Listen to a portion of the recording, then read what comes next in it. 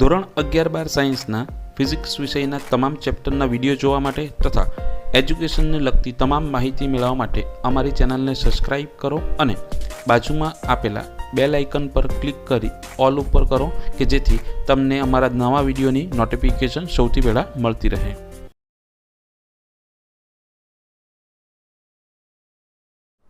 વિદ્યાર્થી મિત્રો, 2024 ગુજકેટ પેપર તેનું ફિઝિક્સનું સોલ્યુશન આપણે આ વિડીયોમાં જોશું. મારી પાસે સેટ નંબર 14નું પેપર છે.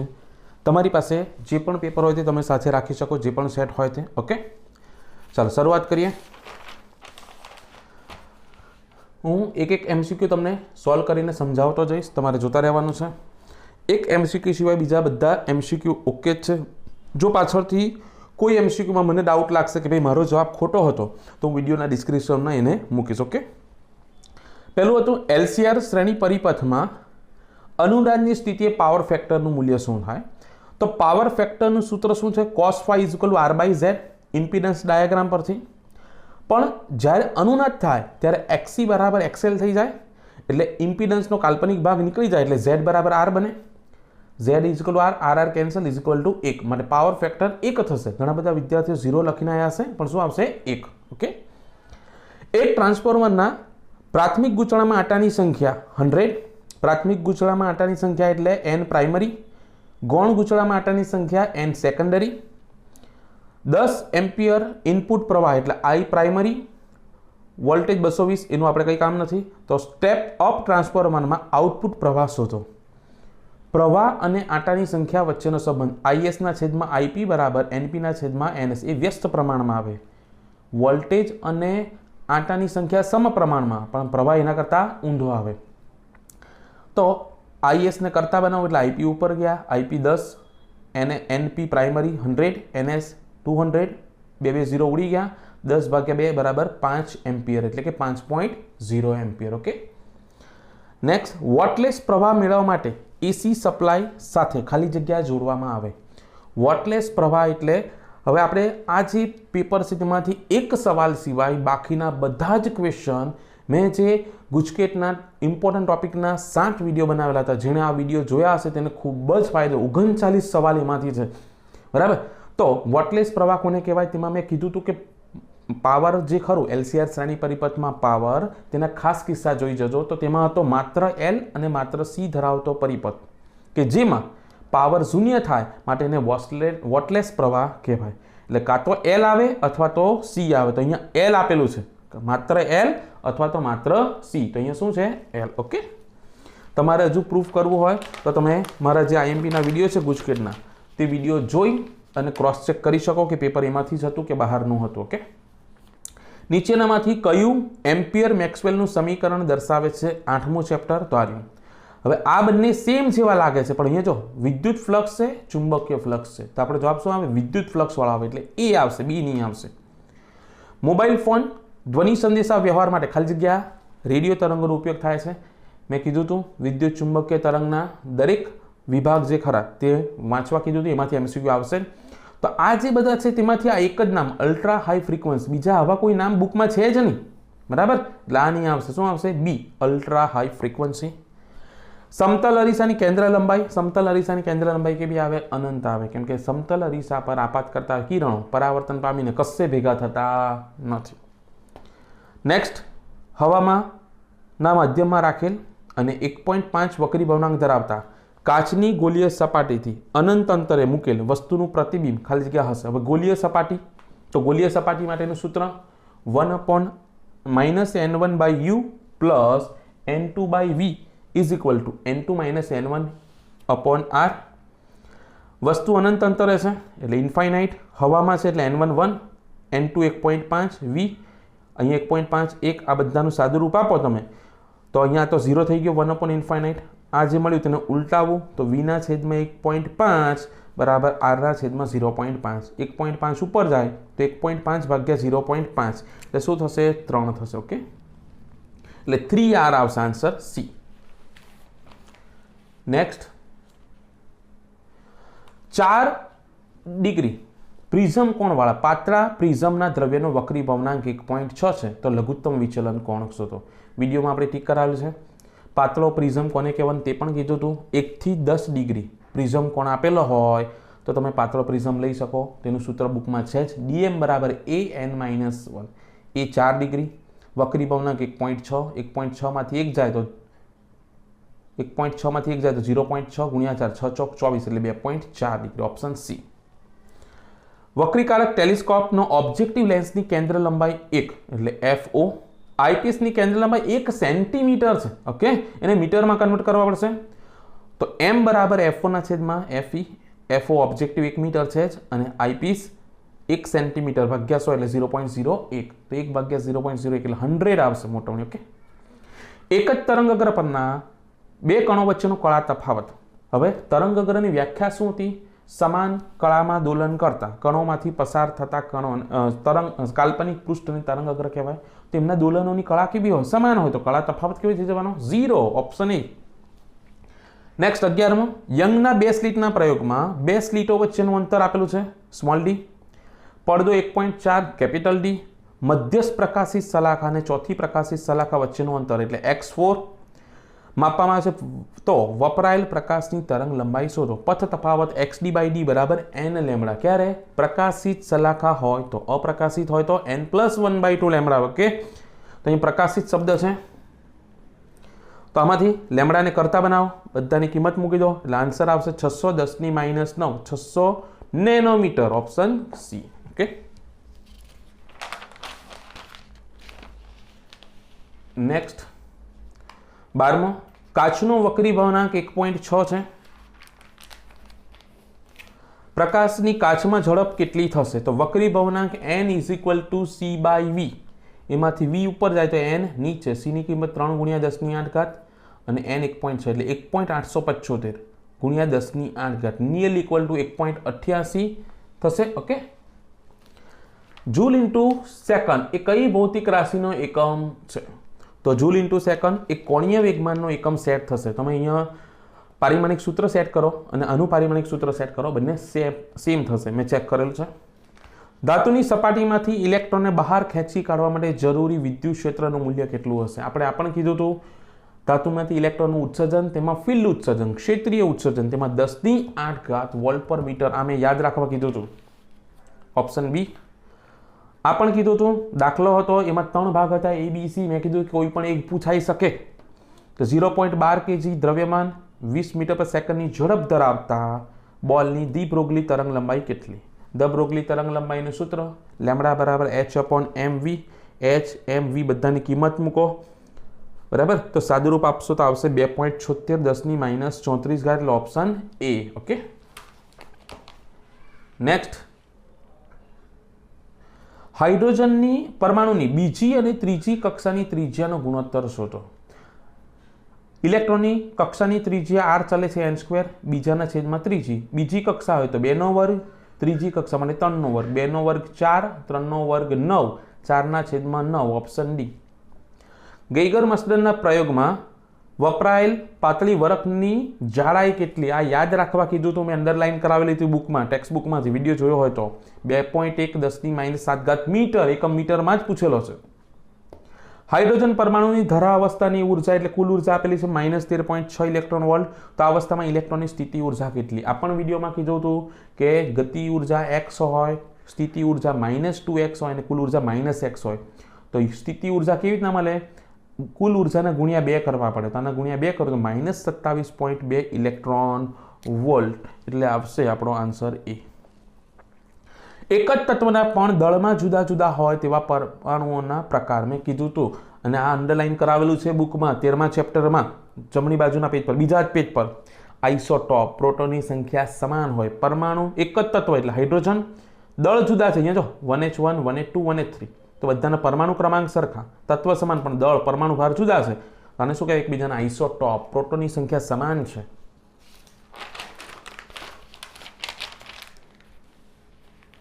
નેક્સ્ટ. નીચે આપેલ પ્રક્રિયામાં x અને y ના મૂલ્ય શોધો.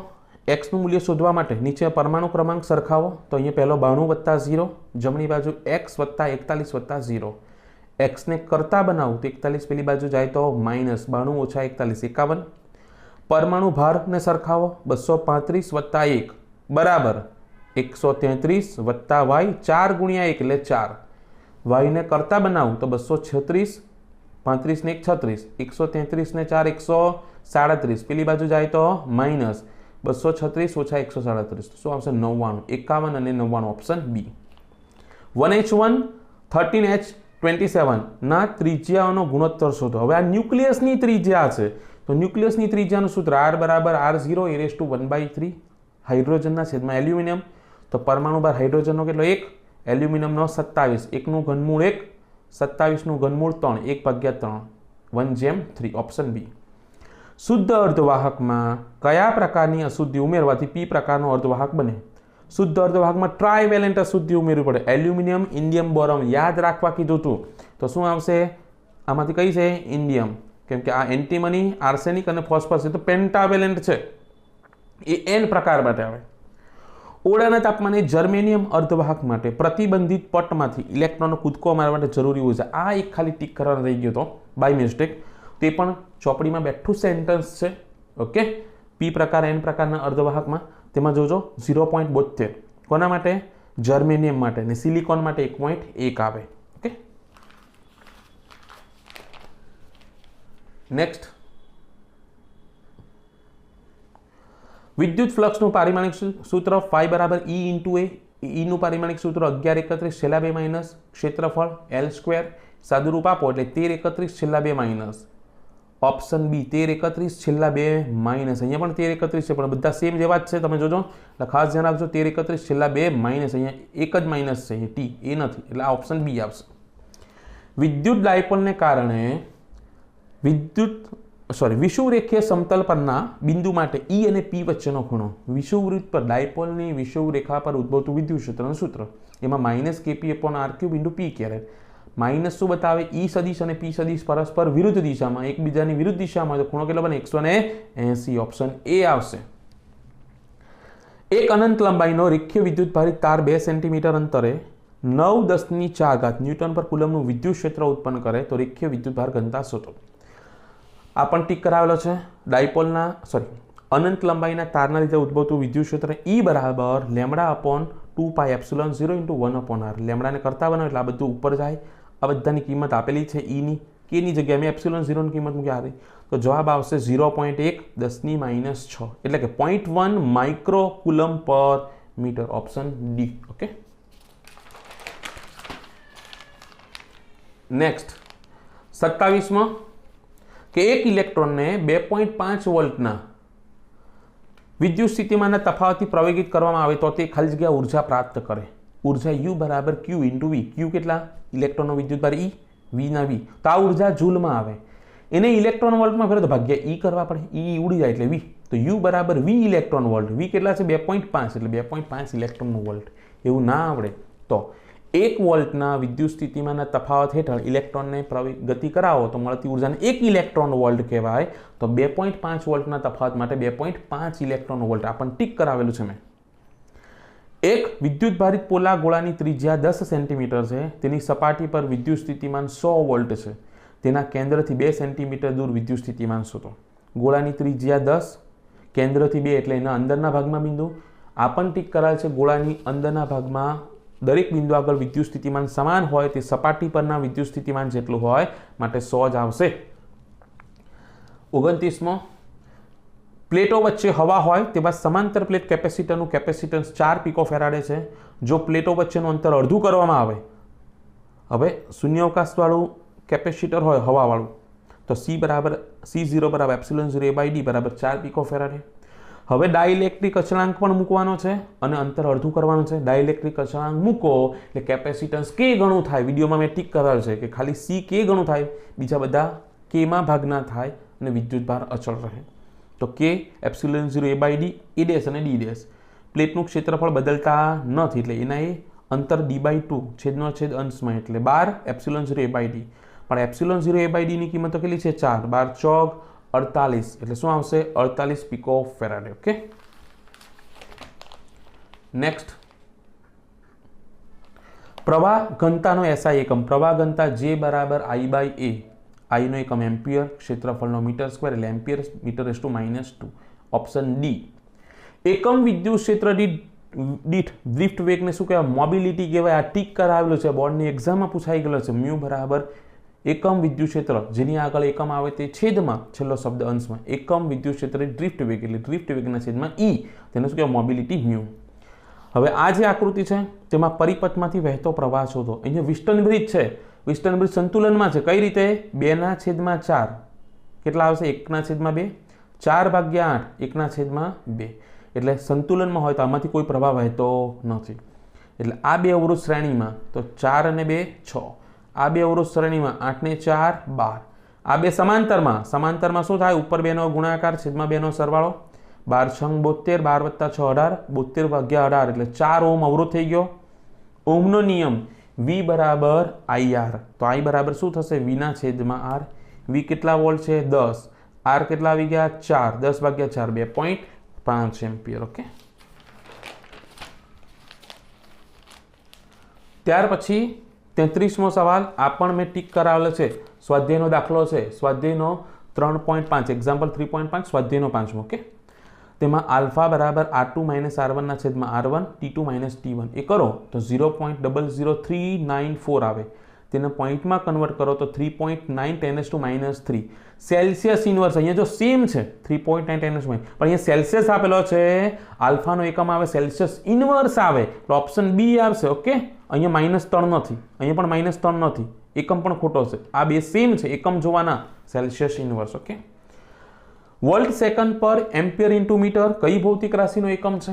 આનું તમે એકમ ચેક કરશો તો આ μ0 નો એકમ આવે. આનું પારિમાણિક સૂત્ર, જ્યારે કોઈ એકમ ના ખબર પડે ત્યારે આનું પારિમાણિક સૂત્ર અને આનું પારિમાણિક સૂત્ર સેમ આવે છે, એટલે આનો એકમ આ જ હશે. ઓકે. આદર્શ એમીટર મેં ટીક કરાવેલું છે. ઉદાહરણનો છેલ્લો દાખલો તેમાં કે આદર્શ એમીટરનો અવરોધ કેટલો આવે? ચેપ્ટર નંબર 3 ઉદાહરણના છેલ્લા દાખલાનો C પોઈન્ટ ABC, જેમાં C પોઈન્ટ ટીક કરાવે છે વિડીયોમાં. આદર્શ એમીટર આદર્શ વોલ્ટમીટરના અવરોધના મૂલ્ય અનુક્રમે કેટલા હશે? તો આદર્શ એમીટરનો અવરોધ 0 આવે અને વોલ્ટમીટરનો અનંત આવે. તમારે આ વિડીયો જોવા હોય તો 12th સાયન્સના IMPનું પ્લેલિસ્ટ છે, JEE નીટ ગુજકેટનું પ્લેલિસ્ટ છે મારી ચેનલ પર. એ બંને પ્લેલિસ્ટમાં તમને આ વિડીયો મળશે ગુજકેટ માટેના. ઓકે. નેક્સ્ટ યરના સ્ટુડન્ટને પણ કામ લાગશે. નેક્સ્ટ. હવે આ જે દાખલો છે તેનો આન્સર નથી આવતો. મે બી મારી ભૂલ હોઈ શકે, પણ મેં 2-3 વાર ટ્રાય કરી, આનો આન્સર નથી આવતો. આમાં બેઠા માર્ક્સ તમને મળવા જોઈએ તો આ કેન્સલ થવો જોઈએ. ઓકે. કે એક સોલેનોઇડના ગર્ભમાંના દ્રવ્યની સાપેક્ષ પરમિબિલિટી એટલે કે μr આપેલા છે. સોલેનોઇડના આંટા ગર્ભથી અવાહક વડે જુદા પાડેલા છે. આંટામાંથી 2 એમ્પિયર પ્રવાહ પસાર થાય છે. તો તેમાં દરેક આંટા દીઠ 1000 આંટા હોય એકમ મીટર દીઠ, તો તેની ચુંબકીય ચાકમાં સોલેનોઇડના અંદરના વિસ્તારમાં કોઈ મૂકેલું હોય તો B બરાબર μ0 ni ના આવે, μni આવે. μr બરાબર μ/μ0, μને કરતા બનાવો એટલે μ0 × μr, તો μ0 μr ni એ બધાની કિંમત મૂકો તો મારો આન્સર 1 ટેસ્લા આવે છે. અહીંયા કશે મને 1 દેખાતો નથી. મે બી મારી મિસ્ટેક હોઈ શકે અથવા આમાં કંઈક મિસ્ટેક છે. ઓકે. મેં બહુ ઉતાવળમાં સોલ્યુશન કરેલ છે. જો પાછળથી કંઈ ક્લિયર થશે તો હું વિડીયોના ડિસ્ક્રિપ્શનમાં મૂકીશ. નાના ગજિયા ચુંબકની અક્ષ 0.5 ટેસ્લાના નિયમિત ચુંબકીય ક્ષેત્ર સાથે 30 ડિગ્રીનો કોણ બનાવે છે. તે રીતે મૂકતા 4.5 10⁻² જૂલ × ટેસ્લાનું ચુંબકીય ક્ષેત્ર ટોર્ક અનુભવે છે. તો ચુંબકીય મેગ્નેટિક મોમેન્ટ, ચુંબકીય ડાયપોલ પર લાગતું ટોર્ક ટાઉ બરાબર mb sin θ. એમને કરતા બનાવો, b sin θ છેદમાં ટાઉની કિંમત આપેલી છે, બીની કિંમત આપેલી છે, sin 30 ની કિંમત 0.5, સાદુરૂપ આપો એટલે 18 × 10⁻² જૂલ પર ટેસ્લા, કેમ કે ટોર્કનો એકમ જૂલ અને ચુંબકીય ક્ષેત્રનો tesla. Okay. Next important, 10 centimetre બાજુવાળી 0.5 ઓહ્મ અવરોધ ધરાવતી એક ચોરસ લૂપ પૂર્વ પશ્ચિમ સમતલમાં ઊભી મૂકવામાં આવેલ છે. 0.10 ટેસ્લાનું એક સમાન ચુંબકીય ક્ષેત્ર સમતલ પર ઉત્તર પૂર્વ દિશામાં લાગુ પાડેલ છે. આ ચુંબકીય ક્ષેત્ર 0.70 સેકન્ડમાં અચળ દરે ઘટીને શૂન્ય કરવામાં આવે તો અંતરાલ દરમિયાન પ્રેરિત વિદ્યુત પ્રવાહનું મૂલ્ય શોધો. એપ્સિલોન બરાબર n dφ/dt, φ બરાબર ba cos θ. ડેલ્ટા કોને લાગે? જે બદલાતું હોય તો બદલાય કોણ છે? b, તો ડેલ્ટા b ને લાગશે. આંટાની સંખ્યા નથી આપેલી. ડેલ્ટા b અંતિમ માઇનસ પ્રારંભિક, અંતિમ 0 પ્રારંભિક 0.10.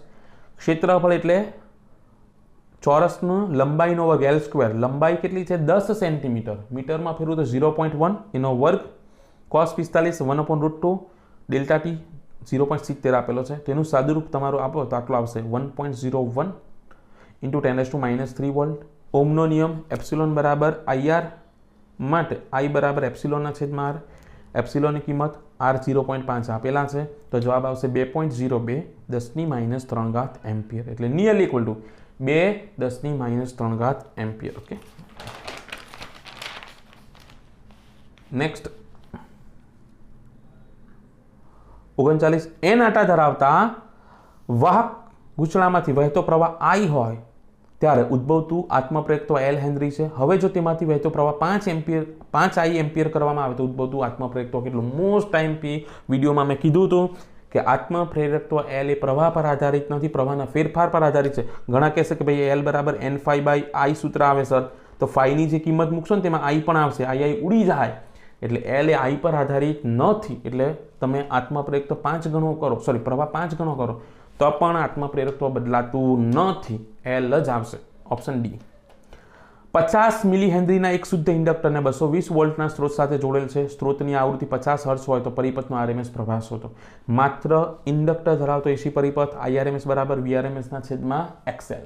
ઓકે, VRMS XL બરાબર ઓમેગા ઇન્ટુ L, ઓમેગાની જગ્યાએ 2πf, બધાની કિંમત મૂકો, VRMS 220, 2 પાઈ 3.14, F 50 ને આ 50 મિલી હેનરી છે એટલે 50 10⁻³ સાદુરૂપ આપો એટલે 14.01 આવશે. ઓકે, આ પણ દાખલો છે ટીક કરાવેલો છે એટલે 14 એમ્પિયર આવશે. ઓકે, બીજા બાયોલોજી, મેથ્સ, કેમિસ્ટ્રી બધા જ સોલ્યુશન આપણી ચેનલ પર ટૂંક સમયમાં આવી જશે. ઓકે.